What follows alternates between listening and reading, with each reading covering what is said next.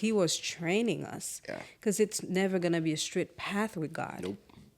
Nope. You know, it's never going to be a straight, but he's going to take, you know, there are going to be curves and detours and all these things. And you have to be on board.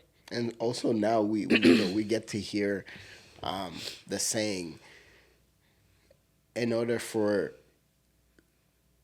God to give you something or for you to receive something, something got to go. Yeah. And we had habits that had to go. Yeah. Absolute The- mindset. The false security Yeah. of, you know, at least we got something Mm-hmm. had to go, because you cannot fully trust God if you have a by plan, if you have having a plan B. You can't. It's not going to work, because the focus is never going to be on your faith. It's going to be on what you have. You have a plan B. A plan B. And he was trying to take that away for us to truly walk into fully depend on me mode. Yeah.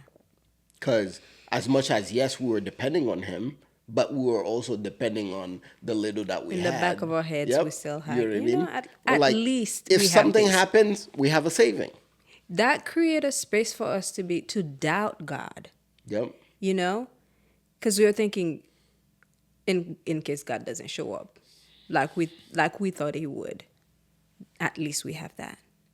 And one thing that all these, you know, experiences have taught me is that the saying, we walk by faith, not by sight, is harder than you think. Oh, yeah. And most people don't even experience that. We say it because it sounds good. Yep. It does sound It's good. just a It saying. sounds deep. It's a It sounds Christian- spiritual. It it's a sounds Christian Christian. thing to say. But it is harder when you really have to walk by faith. When you can't see where you're going financially, you can't see anything, and you have kids to worry about. I always tell him, if it was just the two of us, okay, yeah. But we have 2 children to worry about. Then we had to think, who gave us the children? Yep. Who's going to give us the means to take care of them? Yep. So, you know, it was a daily, you know, commitment to really renew our minds Yep. and think about, okay, you know, this is not about us. God is leading this, and we just need to follow. We need to follow. And we had no choice. Oh, I mean, man. at that point, we pretty much lost everything. We were standing on nothing. Literally. What a journey it's been. Yeah. You know? But all in all, the lesson of trusting God was an eye-opener for us, because never in our lives before have we experienced what that meant. Mm-hmm. And he was adamant about teaching us what it is and how to do it. Mm-hmm.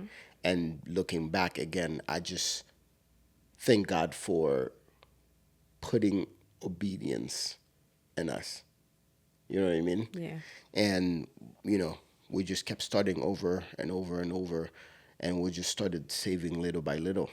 And you know, and we didn't have much at all, because then we started buying boxes, you know, we started making plans and stuff like that.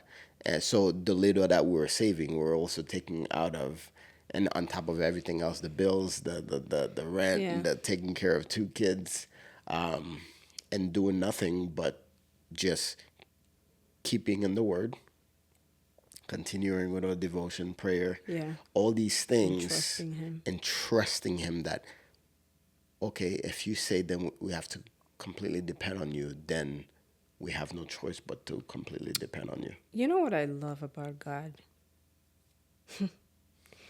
You know, when those teachers that you have that, you know, when it comes to time for you to take your exams, they'll like kind of give you a cheat code, Yeah.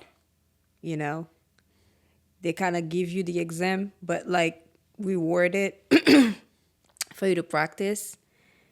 So, you know, like even though they taught the class, it was your job to learn as much as you can and study, but they still give you like a cheat code on how to, you know, pass the exam and make it easier. And I feel like God always does that for us. Yeah.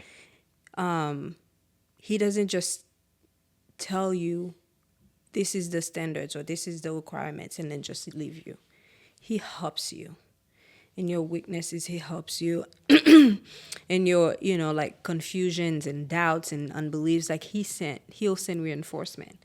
All those sermons that we would, stumble upon on YouTube like randomly, that were like sermons from 2-3 years ago before our, and they were just like so encouraging and keeping us. It was just so good. It was like he puts together a curriculum for us to just keep us on track. And it was just such a beautiful thing. Hey guys, if you're watching and if you're listening to Testimony and Blessing podcast, please subscribe, hit the notification button to make sure you never miss anything, and please share our videos to someone that you know may benefit from it. We really appreciate you. We thank you for your time.